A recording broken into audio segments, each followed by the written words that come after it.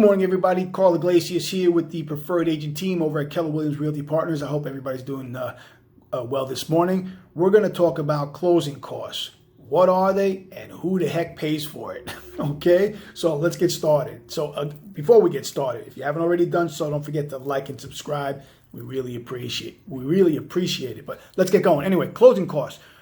Closing costs are all the fees and expenses associated with closing or the settlement of a real estate transaction, and they can vary dramatically.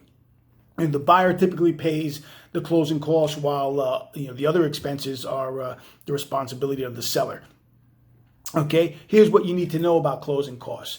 And what you may have to pay when you're purchasing your home, and how you may be able to avoid closing costs altogether. But we're going to get into that later on down in the video. So let's get started with the buyer's closing costs. Closing costs for home buyers aren't cheap, typically ranging anywhere from 2 to 5% of the sale price. In other words, if you're buying a $200,000 house, you can expect closing costs to be between $4,000 and $10,000 of the purchase price. Okay, so as a buyer, your closing costs may vary, but they're not limited. They include attorney's fees, credit report fees, loan origination fees. This is a fee that your lender charges for processing your loan's paperwork. Inspection fees, discount points. Again, lenders charge this initial, and sometimes optional fee in exchange for lower interest rate for the life of the loan. Appraisal fees, survey fees, lender's title insurance, title search fees, escrow deposits. Again, your lender will probably require you to prepay a few months of taxes and insurance to form a cushion, in your loan's escrow account. Recording fees, and then you have your underwriting fees. These are the costs of evaluating your loan application. It's important to note that these fees, as well as being the buyer's responsibility to pay them, can vary wildly based on your location. For example, if you live in a state with high property taxes, okay, your prepaid escrow deposit can be significantly higher on average. So you want to estimate your situation, based on the location, where you are, where you live, what state you're in.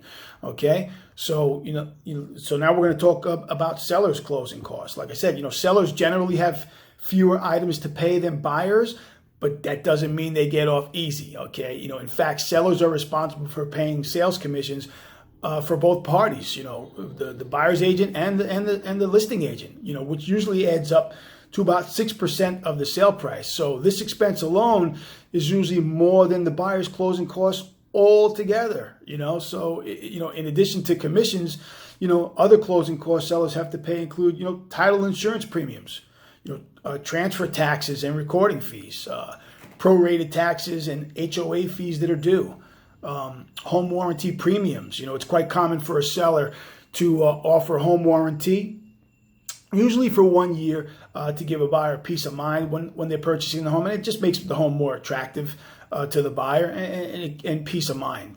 Okay, so now how can you avoid closing costs when buying a home? Like we mentioned in the beginning, closing costs can be very expensive, okay? And it can seem like a large burden, particularly for first-time home buyers who don't have a lot of money, for a down payment, let alone closing costs. So, however, it's common practice to ask the seller to pay for some, if not all, of the closing costs. And this arrangement can be worked out in your purchase offer, okay? Either as a set dollar amount or a percentage of the sale. And it happens all the time. Sellers are usually inclined to agree to pay closing costs, with with an attractive offer. So, don't lowball a seller and expect to have them pay your closing costs. It's most likely not going to happen. If you plan to ask the seller to pay for closing costs, make sure that you have a strong offer to back it up. Okay.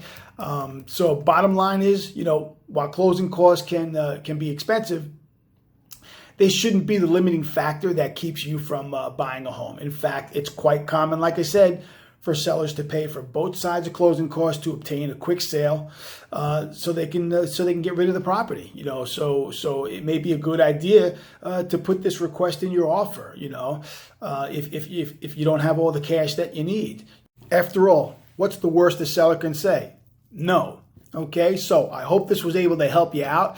If you guys have any questions, feel free to hit us up in the comment section below. If you need us for any reason, our information is in the description box below. We're always here to help. Just hit us up. And if you have any other things that you want us to discuss, again, hit us up in the comment section below. We'd be happy to cover that for you. Also, don't forget to like, subscribe, hit that notification bell. You'll know when these types of videos are coming out. And as always, we're here to help. I'm wishing everybody well. Have a powerful day. Peace out, everybody.